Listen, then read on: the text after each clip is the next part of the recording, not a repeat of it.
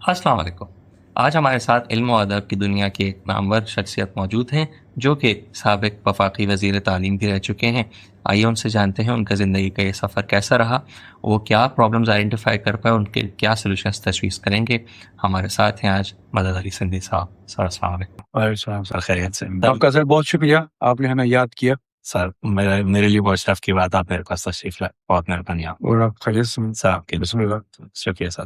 سر ماشاء اللہ ایک مین of letters ہیں، اتنے علم و ادب سے وابستگی ہے، اتنا کچھ زندگی میں کیا ہے۔ میں جاننا چاہوں گا کہ آپ کی ابتدائی تعلیم کیا تھی، آپ کی ابتدائی زندگی کیا تھی، اور وہاں سے یہاں تک کا سفر کچھ مختصر رکھا بیسیکلی میرا تعلق حیدرآباد شہر سے ہے، اور ہمارا خاندان جو ہے حیدرآباد سے ان کا تعلق سیون سے تھا۔ 1769 میں جب میاں غلام شاہ کلورو نے حیدرآباد شہر بنا رہے تھے تو وہ مختلف لوگوں کو وہاں سے، مختلف علاقوں سے، سیون سے، نصر پور سے، ٹٹا سے لوگوں کو لے کر آئے۔ تو میرے والد صاحب کا جو تعلق، وہ ان کا خاندان بھی شہر means Hyderabad city, Hyderabad city means قلعے کے سامنے دو اطراف میں یہی شہر تھا۔ یہ حیدرآباد کے پکے قلعے کے دروازے سے لے کر نوبل رائے مارکیٹ تک، مارکیٹ ہوتی نہیں اس وقت، تو وہاں ہمارے والد صاحب والوں کا گھر تھا۔ ہمارے والدہ تعلق سیون سے تھا، وہ وہیں پیدا ہوئی، وہیں ان کی تعلیم ہوئی۔ تو میرے والدہ سے میرے والد صاحب کی دوسری شادی تھی، رشتے دار تھے لیکن ان کی دوسری شادی تھی۔ اور میرا جو ہے، میں پیدا ہوا ہوں حیدرآباد شہر میں 12 اکتوبر 1950، 50 بھی ہے 52 بھی ہے، اس میں ذرا سال میں ذرا گڑبڑ ہے۔ تو میں نے ابتدائی تعلیم مختلف اسکولوں میں کی، لیکن میں پڑھنے کا شوق نہیں تھا، تو سینٹ بوناونچر، حمایت الاسلام، ہوپ فل اسکول، پھر ہمارے گھر کے نزدیک ایک فاطمہ گرلس اسکول تھا۔ وہ غلام فاطمہ شیخ جو تھی، وہ مشہور خلافت کمیٹی کے ممبر جو تھے، شیخ عبدالرحیم، ان کی بیٹی تھی، ان کا وہ اسکول تھا، پرائیویٹ اسکول، گرلس اسکول۔ میں نے ابتدائی تعلیم وہاں سے کی، اور پھر میں نے گورنمنٹ ہائی اسکول حیدرآباد سے میٹرک کی، پھر بی اے میں نے سچل کالج حیدرآباد سے، ایم اے میں نے جا کر سندھ یونیورسٹی میں پولیٹیکل سائنس سے کی۔ یہ ہے میری ابتدائی تعلیم۔ اور کیونکہ ہمارے گھر کا ماحول ادبی تھا، ہمارے گھر میں مہران جو ہے سماہی سندھی رسالہ، نقوش لاہور سے، سویرا لاہور سے، اور کافی رسالے کتابیں آتی تھی، ہم پڑھتے تھے، تو ہمارے گھر کا ماحول ادبی ماحول تھا، تو میرے پر وہ بھی اثر تھا۔ اور پھر میں نے اس وقت، کیونکہ وہ اسٹوڈنٹس موومنٹ اس وقت سندھ میں بہت، 4 مارچ 1967 کے بعد میرا میٹر تھا حیدرآباد قومی سیاست کا، تو میرا تعلق بھی قومی سیاست سے ہو گیا۔ اور پھر میں نے student federation, Sindh student federation میں بھی کام کیا، اور اس کا ایک گروپ بنا تھا Sindh national federation conference group, اس میں بھی کام کیا۔ پھر ہم نے جی ایس اسٹوڈنٹ فیڈریشن بنائی تھی، میں وہ اس کا 72 سے لے کر 75 تک اس کا سیکرٹری جنرل بھی رہا۔ تو اس دور میں نے سیاسی کافی مسائل بھی برداشت کیے، اور میں نے ایک رسالہ نکالا تھا ہفتے قدم، وہ بھی ایک قومی رسالہ تھا، وہ بھی اس وقت کی حکومت نے بندش کر دی، اس پر لاگو کر دی۔ تو یہ ہے میرا کام کرنے کا کیا سر آج کسی بچے سے، آپ کسی یونیورسٹی کے بچے سے کہیں گے بھائی تم سیاست میں حصہ لو، وہ کہے گا یار مجھے پڑھنے لکھنے دو، میں شریف گھر کا ہوں، میں سیاست میں میرا کیا حصہ؟ دیکھیے نا، بات کہ آپ صحیح ہے کہ تعلیم بہت ضروری ہے ہم لوگوں کے لیے، خاص طرح پاکستان کے لوگوں کے لیے۔ میں تو یہ بھی وفاقی وزیر تعلیم بھی رہا ہوں، تو میں نے سوچ یہ کہا کہ ہمارے پاس ترقی کا راستہ تعلیم کے ساتھ کوئی بھی نہیں ہے۔ اب یہ جہاں تک اسٹوڈنٹ پالیٹکس کی بات ہے، تو وہ اگر یونیورسٹیز میں اور کالج میں یونین اسٹوڈنٹس یونین یہ شروع کر دیتے ہیں تو اس سے کوئی فرق نہیں پڑتا، ایکٹیویٹیز ہوتی ہیں، لیکن بدقسمتی یہ ہے کہ ہمارے ملک میں پالیٹکس کو انوالو کر دیتے ہیں۔ ہر سیاسی جماعت چاہتی ہے کہ ہماری تنظیم آئے، ہماری یونین ہو، تو اسی میں جھگڑا ہوتا ہے۔ اگر وہ اس کو الگ کر دیں، بھائی جو بھی اسٹوڈنٹ جس کو بھی منتخب کریں تو اچھی بات ہے، لیکن وہ جھگڑے اسی بھی جاتے ہوتے ہیں کہ اسلامی جمعیت طلباء کہتی ہے کہ ہمارے ہو، صفاف کہے گی ہمارا ہو، جی ایس این فیڈریشن کہے گی ہمارا ہو، اس سلسلے میں یہ جھگڑے ہوتے ہیں۔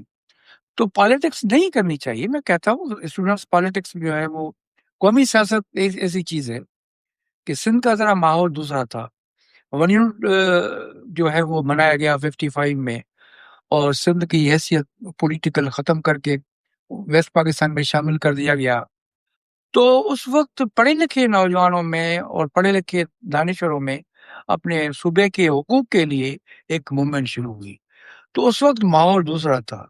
اپنے حقوق کے لیے، اپنے حقوق کے لیے لڑنا، حقوق کے لیے بات کرنا کوئی خراب بات نہیں ہے. باقی تعلیم تو بہت ضروری ہے.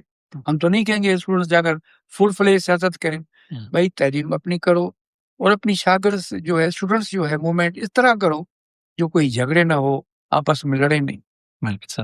سر اسٹوڈنٹ پالیٹکس کتنی اچھا نرچرنگ گراؤنڈ بن سکتا ہے فار فردر پالیٹکس یا further betterment of the society کے لیے؟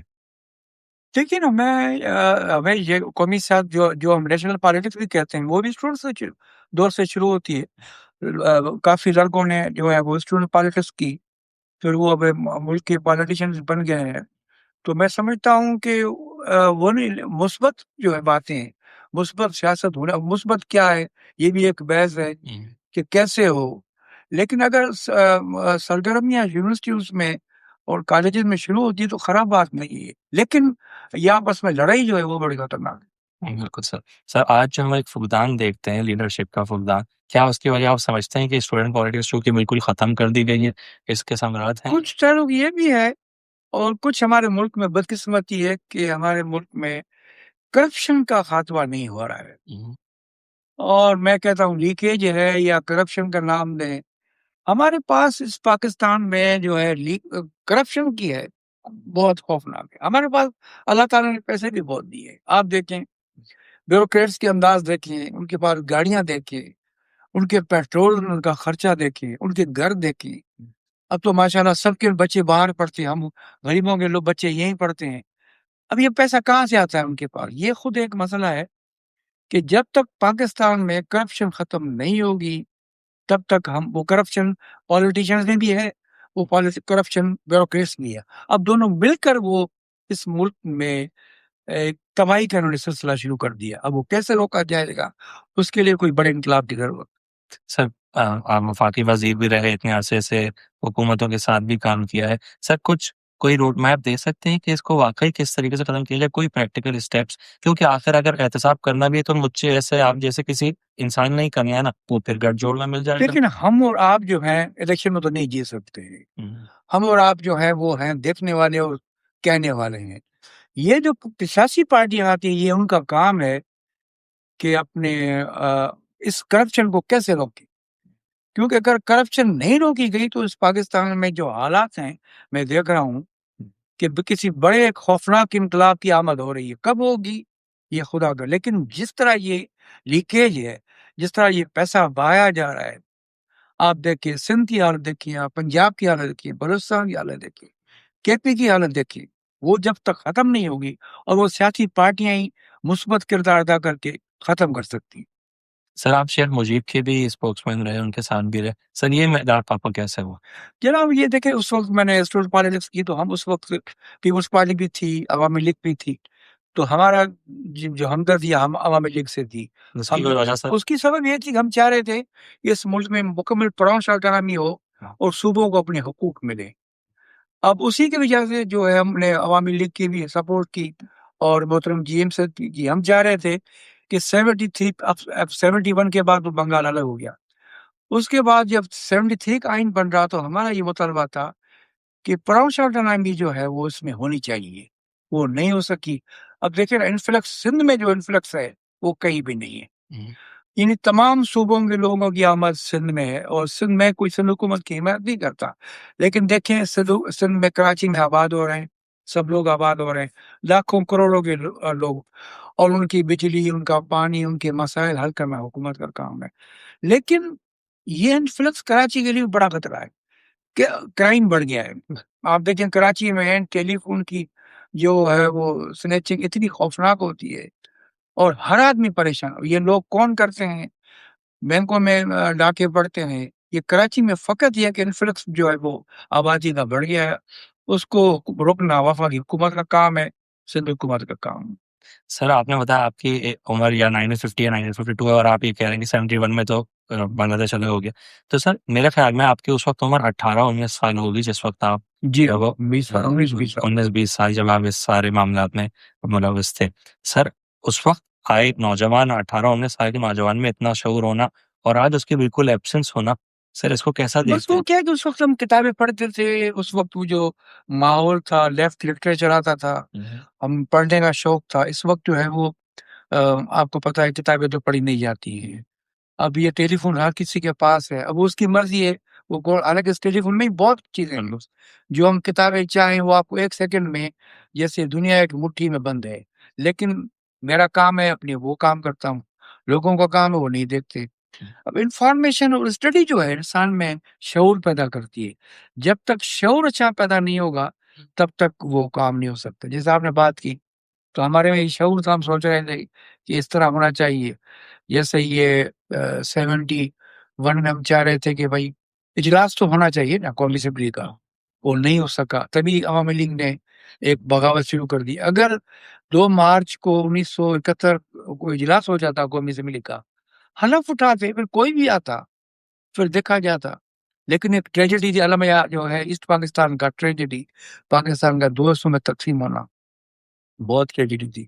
اس وقت پاکستان کی حیثیت اور ہندوستان نے بھی، بھارت نے بھی اس میں ایک ڈٹی رول پلے کیا، ایسٹ پاکستان پر حملہ کر دیا. ایک میرے خیال میں یہ بین الاقوامی جرم تھا کسی ملک پہ حملہ کر دیں. تو یہ ساری چیز ایسی ہیں. اب اس وقت پاکستان الحمدللہ میں سمجھتا ہوں اتنی مضبوط پوزیشن میں ہے کہ اپنی حفاظت کر سکتا ہے. سر آج کے نوجوان کو کیا کہیں گے کہ وہ اپنا ذہنی شعور اتنا اجاگر کس طرح کر سکتا ہے جتنا کہ آپ لوگوں کے ہوا کرتا تھا؟ سر اس اور کے کن لیے فیکٹرز کی وجہ سے آج تبدیلی دیکھیں نا، چلی؟ یہ ہے کہ اب دیکھیں یہ جو کبھی کبھی چینلز والے کسی بچوں سے انٹرویو لیتے ہیں تو وہ اسکولوں میں جو پڑھاتے ہیں ان کو پتہ ہی نہیں ہے کہ وہ کیا پڑھا رہے ہیں.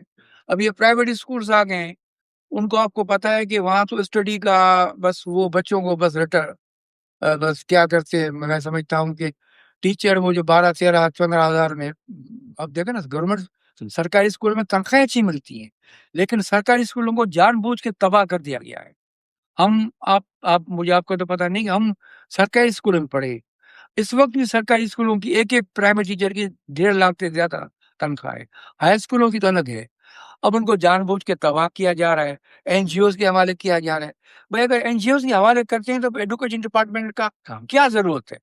کیوں سندھ میں ہے، کیوں پنجاب میں ہے؟ بند کرتے ہیں. کیوں کہتی ہوئی ہے وفات میں ہے 48 ترمیم کے بعد وہ ابھی صوبوں کے حوالے کیا گیا ہے. لیکن سرکاری اسکولوں کو تباہ نہیں کرنا چاہیے. میں کسی پڑوسی ملک کا نام نہیں لیتا، وہاں انہوں نے سرکاری اسکولوں کو اتنا اچھا کیا ہے کہ لوگ اپنے بچوں کو پرائیویٹ اسکول نکال کر سرکاری اسکول میں داخل کریں اور ہمارے اسکولس دراصل این جی اوز کے حوالے کر رہے ہیں. تو بھائی ایجوکیشن ڈپارٹمنٹ میں 40-45 ارب روپے جو ان کو دیا جاتا ہے وہ کس کام سے؟ پنجاب کا ایجوکیشن دیکھیں، سندھ کا دیکھیں، اربوں روپے کا ہے بجٹ، وہ کہاں جا رہا ہے وہ آپ کو بھی پتہ ہے، وہی پتہ ہے. بالکل سر. سر ایک معمہ ہے، بنگلہ دیش میں پاکستان بنا، بنگالی لوگوں نے پہلے پاکستان کا انقلاب لیا ہے، پھر ایسٹ پاکستان کا انقلاب لایا اور اب تیسرا انقلاب لے کے انہوں نے حسینہ مجید کو رخصت کیا. سر ان کے نوجوان اور ان کی قوم اتنی اجاگر اور باشعور ہے، جبکہ ہم جو ہے سر 75 سال سے ایک ہی سرکس میں جو ہے وہ ناچے چلے جا رہے ہیں. لیکن اب 72 سے اور 2024 میں بنگلہ دیش میں بھی کافی حکومتیں آئی ماشاء اللہ بھی.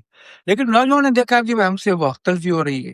وہ اس وقت انہوں نے کوئی کوٹا پر بنگلہ دیش میں اپنے نوجوانوں کو جو عوامی لیگ سے ملحق تھے ان کو وہ دے رہے تھے، تو نوجوانوں نے انقلاب لائے. تو میں سمجھتا ہوں کہ یہاں وہ پولیٹیکل سیاسی طور پر زیادہ ان کی اویئرنیس بہت ہے جو ہمارے پاس. سر کیا عوامل ہے، کس وجہ سے ان کی بنگال شروع سے بہت رہا ہے. دیکھیں نا بنگال میں 1769 سے لے کر اس زمانے میں فورٹ ولیم اور یہ کالج کھلی. ہمارے پاس جو ہے وہ 18ویں صدی میں 19 صدی میں پنجاب یونیورسٹی بنی ہے. سندھ میں تو یونیورسٹی بنی ہے 47 میں.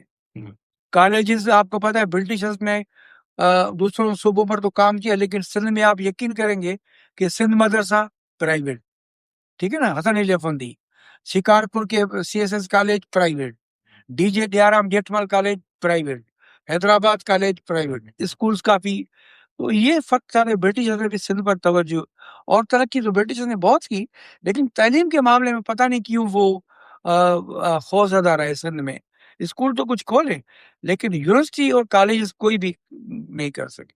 بنگال میں آپ کو پتا ہے 1700 میں سے فورٹ ولیم کالج جو کام کر رہا تھا. بنارس میں بھی ہندو یونیورسٹی، ہندو کالج بہت پرانی ہے. بمبئی یونیورسٹی دہلی بمبئی یونیورسٹی سب سے بہت پرانی ہے. تو یہ ساری چیزیں ہیں، بیداری اس سے آتی ہے. تعلیم ہی اس کا مطلب، میں واپس وہیں بات آ گئی. سر کیا کبھی آپ کو یہ ریئلائز ہوا ایجوکیشن میں شاید حکومت اپنا حصہ پورا شاید ڈالتی ہو، مگر تالی چونکہ دونوں ہاتھ سے بجتی ہے تو شاید عوام اتنا ریسیو کرنے کو تیار نہیں ہے یا عوام اتنا شوق نہ رہتی؟ کبھی کوئی ایسی بات بھی جو دوسری جانب کا فالٹ آپ کو نظر آیا؟ دیکھیے نا ڈاکٹر صاحب، بات یہ ہے کہ میں جب وفاقی وزیر بن رہا تھا اس وقت میں نے بیوروکریٹ سے یہی خطاب کر رہا تھا کہ بھائی آپ کا ذمہ داری ہے پڑھانا، آپ کا کام ہے تعلیم کا حال بہتر کرنا. یہی گورنمنٹ ہے جو آپ کو تنخواہ بھی دیتی ہے، اور جب آپ ریٹائرڈ ہوگے تو آپ کے بچے نہیں کھلائیں گے یہ پینشن. اب تو بھائی کیوں نہیں آپ کام کرتے ہیں؟ یہ ایک بڑا اہم سوال ہے. دوسری بات یہ ہے کہ کالجز میں، یونیورسٹیز میں، اسکولوں میں تعلیم پڑھانے کا سسٹم ابھی رہا ہی نہیں ہے. اب یونیورسٹی میں 17 گریڈ میں ڈائریکٹ لیکچرر، ٹھیک ہے نا، 18 19 20 22 گریڈ تک. کبھی انہوں نے یہ نہیں کیا کہ بھائی کیسے پڑھایا جاتا ہے. علامہ آیا قادری نے یونیورسٹی جب بنائی تو پہلے ایجوکیشن ڈپارٹمنٹ بنایا کہ آپ تعلیم کس طرح دے سکتے ہیں. تو میں گلاسگو یونیورسٹی میں تھا، پیرس میں، مختلف جگہوں سے میں نے ان سے یہی پوچھے کہ آپ کے پاس، تو وہ کہتے ہیں ہمارے پاس سب سے بڑا ڈپارٹمنٹ کہ ہم پروفیسر کو سکھاتے ہیں کہ آپ کس طرح پڑھائے جاتے ہیں. اب جائیں تو میں ایک اسلام آباد کے کالج میں چلا گیا تو وہ میں نے دیکھا کہ بھائی آپ کا کلاس ٹیچر کدھر کا آ رہا ہے. پتا پڑا وہ نہیں تھا. خیر آیا، میں نے کہا بھائی کہاں تھے؟ سر میں تھا. میں نے کہا تم گھر سے آ رہے ہو، جھوٹ مت بولو، یہ تمہاری ڈریس ہے، اب لیکچر دو. سر وہ میں پولیٹیکل ہسٹری پر میں بیٹھا ہوں، آپ دو. اب اس نے پڑھانا، میں دیکھ رہا تھا کہ اس کو یہ پتہ نہیں تھا کہ لکھنؤ پیکٹ کیا ہے، پاکستان کی پولیٹیکل پوزیشن 1958 میں کیا تھی. پھر دوسرے میں اس کو بلایا اپنے دفتر. میں نے کہا تم کل کہاں تھے؟ تو میں نے کہا سچ بات میں گھر تھا. میں نے کہا آپ کو یہ خیال نہیں آتا ہے کہ تم نے جوتی پہنی ہوئی تھی، شلوار قمیض، ہمارے آئیڈل ہمارے ٹیچر ہوا کرتے تھے، آپ کی یہ ڈریس دیکھ کر آپ کا اسٹوڈنٹ کیا سیکھے گا؟ تو یہ ساری صورتحال یہ ہے کہ وہ توجہ نہیں دیتے ہیں، تنخواہ تو لیتے ہیں. اب پرنسپل، میں اسلام آباد کے، میں یہاں کی بات نہیں کرتا ہوں، پنجاب کی بات نہیں کرتا ہوں، میں F6 کوہسار مارکیٹ اسلام آباد کی بہت بہترین پائلٹ کالج اسکول تھا. میں چلا گیا تو میں واش رومز میں گیا، اتنی حالت خراب کی، ٹوٹیاں ٹوٹی ہوئی تھی، واش بیسن ٹوٹے ہوئے تھے، کموڈ ٹوٹے. میں نے پرنسپل کو بولا ویسے ہمارے تو الگ ہیں. میں نے کہا آپ نے کبھی دیکھا یہ بچیاں کیسے جائیں گی؟ یہ فنڈز کہاں جاتا ہے؟ دیکھیں نا. پھر میں نے 5-6 مہینے میں جو سکا 150 اسکولوں کو بہتر کیا. یہی حالت ہمارے صوبوں میں بھی ہے. آپ جائیں گے سرکاری اسکولوں میں پینے کا پانی نہیں ہے، بینچز نہیں ہے. بینچز وہ بینچز ہیں جس پہ بیچارے نائب کاصل بیٹھتے ہیں، جس میں کوئی پیچھے آپ کو پتا ہے کیسی ڈیسک ہوتی ہے. اب یہ پیسے کہاں جاتا ہے؟ یہ سارے ملک کی حالت یہ جان بوجھ کے سرکاری اسکولوں کو تباہ کر رہے ہیں. میں یہ گزارش حکومت کو بھی کروں گا کہ بھائی ایجوکیشن کا سسٹم بہتر کرو، سرکاری اسکولوں کو حالت بہتر کرو، یہ سسٹم بند کرو. اس NGOs کے حوالے کر رہے ہیں، NGO سب باہر سے بھی پیسے لے رہے ہیں. پھر بہتر آپ ڈپارٹمنٹ بند کر دیں اردو ڈپارٹمنٹ، لیکن ڈپارٹمنٹ کیسے بند کریں گے بھائی؟ ان کو بہتر کریں. یہ ایک سوال ہے. بالکل سر، یونیفائڈ کریکولم کی بات ہوتی ہے کہ پورے ملک میں ایک تعلیمی نظام ہو یا ایک تعلیمی سلیبس ہو، کیا یہ ممکن بھی ہے سر پریکٹیکل؟ نہیں، یہ ممکن بھی ایسی بات نہیں. تو کچھ تو ایسے کیمسٹری، فزکس اور دوسرے سارے ایک ہونے چاہیے، لیکن ہسٹری کے کچھ سبجیکٹ ایسے ہیں صوبوں کو، جیسے ہمارے سندھ کے ہیروز اپنے ہیں، پنجاب کے ہیں، بلوچستان کے ہیں، KP کے ہیں، 1-2 سبجیکٹ کے. باقی تو سبجیکٹ تو بات پتا ہے کہ وہ سارے کیمسٹری، فزکس آپ وہ ایک ہی ہوگی نا. 5 یا 6 کے بعد 2-3 ہے. میں نے ان کو یہی سجیشن دی تھی کہ بھائی یہ 2-3 کو یہ پرائیویٹس کو دیں، باقی بھلے آپ پاس رکھیں.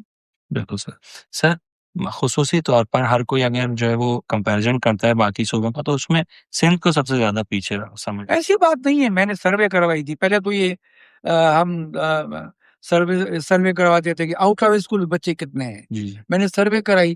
پہلے تو ہم دیکھتے تھے دوسرے فارن کی، لیکن ہم نے جب کروایا اپنے ڈپارٹمنٹ سے تو 2,60,00,000 بچے آؤٹ آف اسکولس ہیں جو اسکول نہیں جاتے.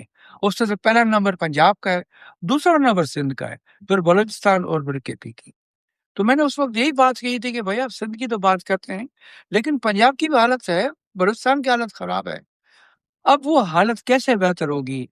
دیکھیں نا، میں 5-6 مہینے آدمی کیا کر سکتا ہے. میں نے تمام صوبوں میں گیا، میں نے سندھ میں وائس چانسلر کی میٹنگ بلوائی، بلوچستان میں، کے پی کی میں، پنجاب میں. ان کو یہی کہا کہ بھائی آپ تعلیم کا معیار بہتر کریں، تعلیم کا یونیورسٹیز میں بہتر کریں، ٹیکنیکل تعلیم دیں. اس وقت دنیا کے کتنے ممالک میں بہت ضرورت ہے ہنرمند لوگوں کی. اب ہمارے پاس ڈپارٹمنٹ بھی ہیں، سندھ میں بھی ہے، وفاق میں بھی ہے، لیکن ان کا دیکھیں میں نے کہا 3 سال تک ان کی میٹنگ نہیں ہوتی، بی او جی کی میٹنگ نہیں ہوتی ہے. دیکھا کہ اور بچیوں کی کوٹا کم تھی. ہمارے پاس بھی ایک ڈپارٹمنٹ تھا، سندھ میں بھی ہے. تو ٹیکنیکل تعلیم اب دیکھیں نا، سعودی عرب ہے، سعودی عرب اب کسی کو نہیں لیتا ہے. وہ کہتا ہے کہ بھائی ہم اپنی ٹریننگ ہم خود دیں گے، پھر آپ کے آئیں گے. اگر وہ پلمبر ہے تو اس کو پلمبری آنی چاہیے، اگر وہ الیکٹریشین تو اس کو آنی چاہیے. پھر وہ ایگزام لیتے ہیں $50 میں اور پھر لیتے ہیں. یہی چیز اگر ہم اپنے یونیورسٹیز میں دیکھیں، اب جیسے میں چائنا گیا، وہاں میٹرک کے بعد دیکھا جاتا ہے کہ بچے کا دماغ کس طرف جا رہا ہے، پھر اس کو اس طرف بھیج دیتے. ہم تو یہ سوچتے نہیں ہیں کہ بھائی بس 9th 10th بھائی چلو سائنس میں جاؤ. بابا اگر سائنس میں نہیں پڑھ سکتا ہے تو اس کو ایگریکلچر میں بھیجیں، انجینئرنگ میں کہیں بھیجیں. کافی ہمارے پاس ادارے ہیں لیکن توجہ نہیں ہے. یہ توجہ کون دے گا؟ میں نے دیکھا ہے کہ ہمارے چیف منسٹر صوبوں کے بھی نہیں دیتے توجہ. نہیں، میں نے وائس چانسلر سے پوچھا کہ آپ کی میٹنگ کبھی، انہوں نے کہا کبھی کسی صوبے کے وزیر اعلیٰ نے 3 سال میں وائس چانسلر کی میٹنگ نہیں بلوائی.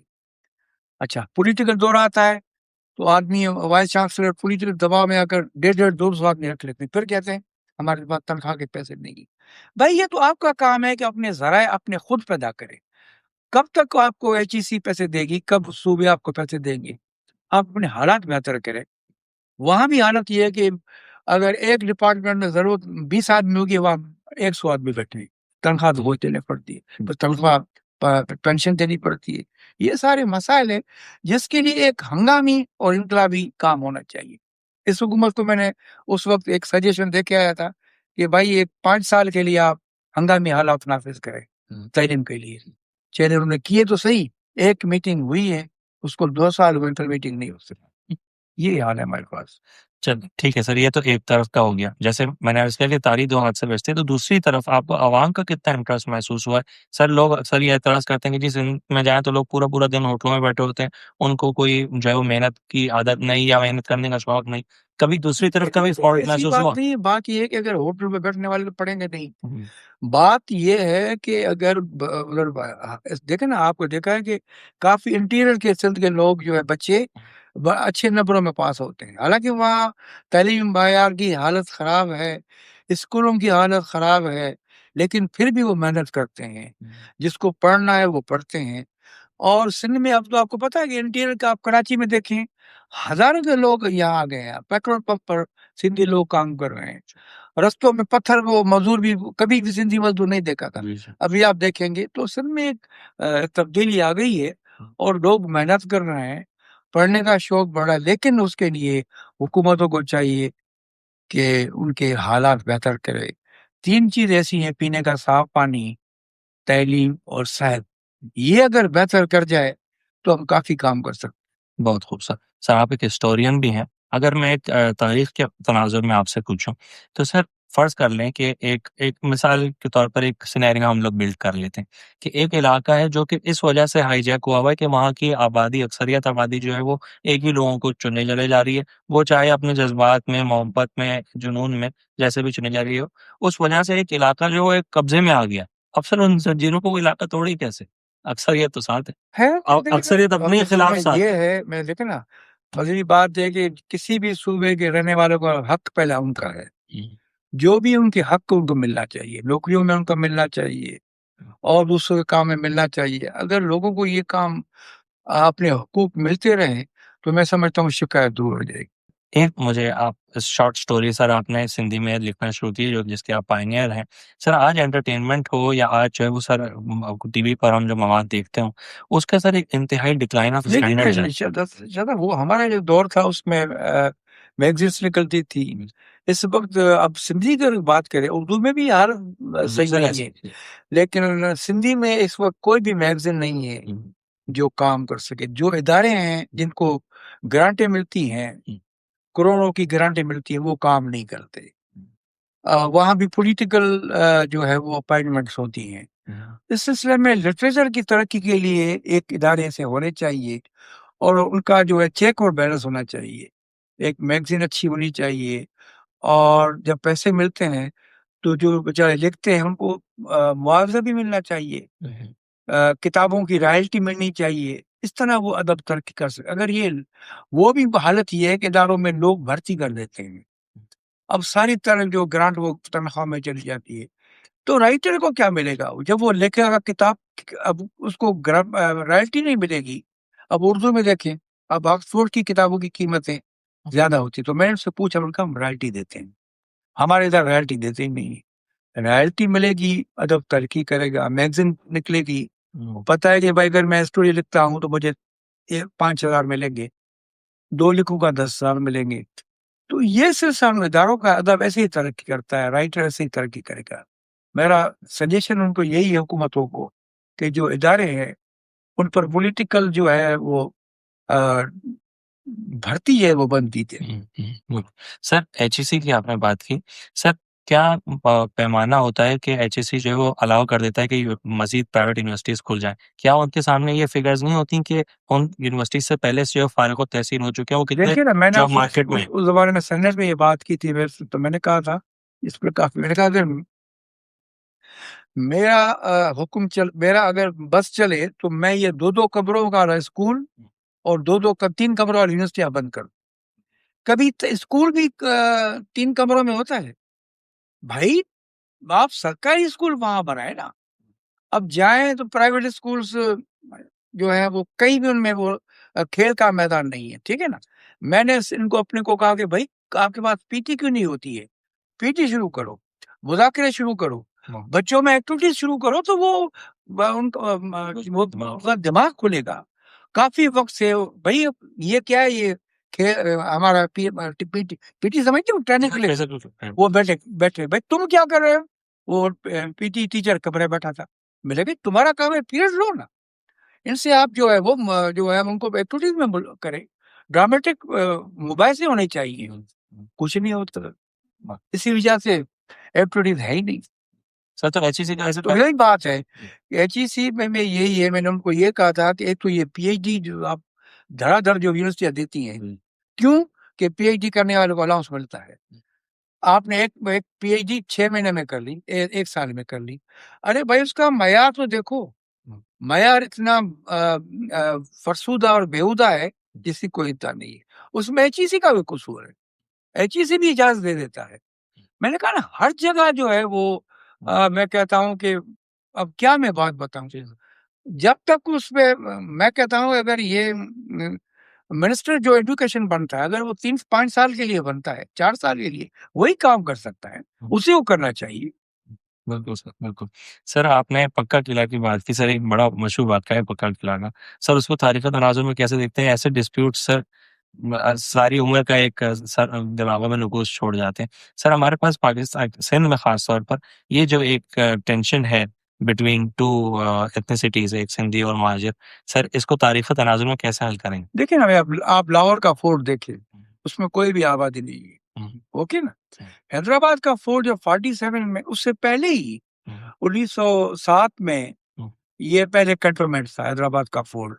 حیدرآباد کے 1906 میں 1906 میں جو ہے وہ ایک دھماکہ ہوا تھا کورٹ، جو اس میں وہ کورٹ قلعے کی دیوار ٹوٹ گئی، تو اس وقت میونسپل لے لیا۔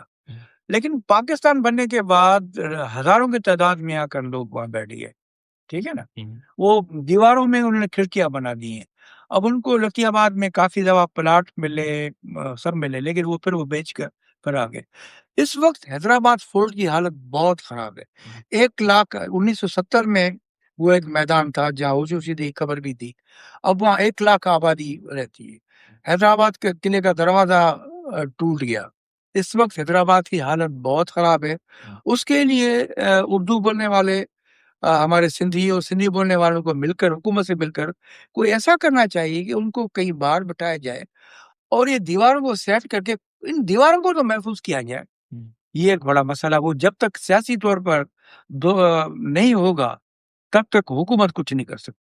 سر دنیا میں اکثر جگہوں پر ہجرت ہوتی ہے، آخر پاکستان سے اتنے لوگ امریکہ جاتے ہیں. اس وقت کی بات ہے، باقی دنیا میں ہر وقت ہجرت ہوتی ہے. سر اتنے زیادہ جو ہم لوگوں میں کلیش ہوتا رہا، سندھی مہاجر کی فسادات ہوتے رہے، سر کیا ایٹیٹیوڈ ہونے چاہیے تھے کہ ایسی کبھی چیزیں نہ ہوتی یا مزید جو ہے بہتر طریقے سے ہم دیکھیں نا 47 میں کیونکہ کراچی دارالحکومت پر سندھ نے ان کو دیا کہ بھائی آپ کراچی کو تو ساری اردو بولنے والے کی آبادی سندھ میں آ گئی. آبادی میں کراچی میں آ گئے، حیدرآباد میں آ گئے. اور آنے والوں کے دماغ میں ان کے یہی تھی کہ بھائی ہم کچھ سپیریئر ہیں مقامی لوگوں سے. تو اس میں ان میں وہ ایک کچھ کوشش بھی نہیں کی گئی کہ اس وجہ سے وہ ایک خلیج بڑھتی گئی. اور پھر اخبارات میں 1972 میں یہ اردو کا جنازہ ذرا دھوم سے نکلے، یہ لکھ کر ایک فساد کروایا گیا. اس کے بعد بھی کافی ہوئے ہیں. اب یہ کافی لوگ سدھر گئے ہیں. اب وہ حیدرآباد کے لوگ کبھی بھی نہیں ڈر سکتے. وہ کہتے ہیں کہ بھائی ہمیں یہی رہنا ہے. ٹنڈو اعظم کا اردو اسپیکنگ اس کو بھی یہی رہنا ہے. اب یہ چیزیں ہیں آہستہ آہستہ ختم تو ہو رہا ہے. لیکن میں نے کہا نا، آپ نے قلعے کی بات کی. قلعہ ایک 1769 میں یہ بنا ہے اور یہ سندھ کی ایک تاریخ ہے. جو اگر یہ دیواریں ٹوٹ گئی تو یہ ہزاروں لوگوں کی زندگیاں بھی خطرے میں پڑ جائیں. اس کے لیے وہ جو سیاسی قیادت دونوں طرف کی ہے، مل کر لوگوں سے بات کی جائے کہ بھائی آپ کو وہاں ہم ٹھہرنے کے لیے پلاٹیں دیتے ہیں، آپ وہاں چلے جائیں اور اس کو پورا خالی کرایا جائے. کیسے خالی ہوگا یہ تو بڑا ایک مسئلہ ہے. سر اب جب بھی میں تعلیم کی بات کرتا ہوں تو ہر کوئی اکثر سامنے سے کہتا ہے کہ بھائی ڈگریاں لینے کے بعد جو ہے وہ ہم جائیں کہاں. یہ بھی وجہ ہے کہ لوگوں کا تعلیم کی طرف سے رجحان دور ہو رہا ہے. سر اس اعتبار سے آپ کوئی حل تجویز کر سکیں آج کے نوجوان کے لیے؟ دیکھیے نوجوانوں میں یقیناً ہے، لیکن اب یہ ہے کہ نوکریاں حکومتیں بھی دیتی ہیں، لیکن کچھ وقت سے اس ملک سارے میں ایک عجیب صورتحال ہو گئی ہے کہ نوکری کا ملنا بڑا ایک مشکل ہو گیا. پولیٹیکل دباؤ کی وجہ سے جو اسکول ٹیچر، پرائمری ٹیچر، جو ایڈیو کا کام ہے اس دے سکتا ہے. مجھے یاد ہے 1980 تک 82 تک ایڈیو کا کام تھا، وہ دیتا تھا کہ میں پیسے لیتے یہ جاتے تھے. اب اس وقت جو ہے پرائمری ٹیچر اور وہ بھی منسٹر دے رہا ہے ہر صوبے میں.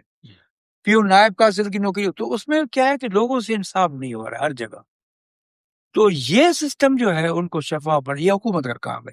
یہ ہم لوگ جو ہم چیخ باتیں تو کر سکتے ہیں، لیکن ہمارے آپ کے ہاتھ میں نہیں ہے. اگر میں منسٹر بنوں گا تو ہمارے پاس تو کوئی ایسا اختیار نہیں ہے. یہ پولیٹیکل حکومتیں جو 5 سال کے لیے آتی ہیں، یہ ان کا کام ہے کہ لوگوں سے انصاف کریں. نوکری دینے کا طریقہ شفاف ہونا چاہیے. جس کا حق ہے اس کو ملنا چاہیے. میں سمجھتا ہوں اس کے لیے آپ اور ہم چیختے رہیں گے، کب ہوگا یہ انتظار ہے. سر ایک پیغام جو ہر نوجوان کے لیے آپ کا ہو کہ ہر کسی کو اپنے ذات کے طور پر یہ کام لازم کریں تاکہ کل کو جو ہے ہمارا معاشرہ کو سدھر سکے. میں سمجھتا ہوں کہ تعلیم کے سوا ہمارے پاس کوئی راستہ نہیں ہے. اور یہ تعلیمی اداروں کا کام ہے کہ ہنرمندی کی تعلیم پر بھی توجہ دینی چاہیے.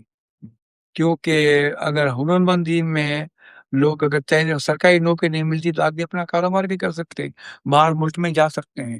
انگلینڈ جیسے ملک میں مجھے بتایا انہوں نے بتایا کہ ہمارے پاس نوجوان ہے ہی نہیں، ہمارے پاس نوجوان چاہیے. عرب ملک میں اتنی ضرورت ہے. یہ ساری چیزیں ان حکومتوں کا کام ہے کہ سسٹم کو بہتر کرے. سسٹم بہتر ہوگا تو کافی مسائل ختم ہو جائیں گی. اور پھر میں یہ گزارش کروں گا نوجوانوں کے لیے کہ اپنے تعلیم پر توجہ دیں. یہی تعلیم ان کو ترقی دے سکتی ہے، یہ ان کو نوکریاں یہاں میں دلا سکتی ہے، بیرون ممالک میں دلا سکتی ہے. بہت شکریہ. Thank you sir. بہت مہربانی.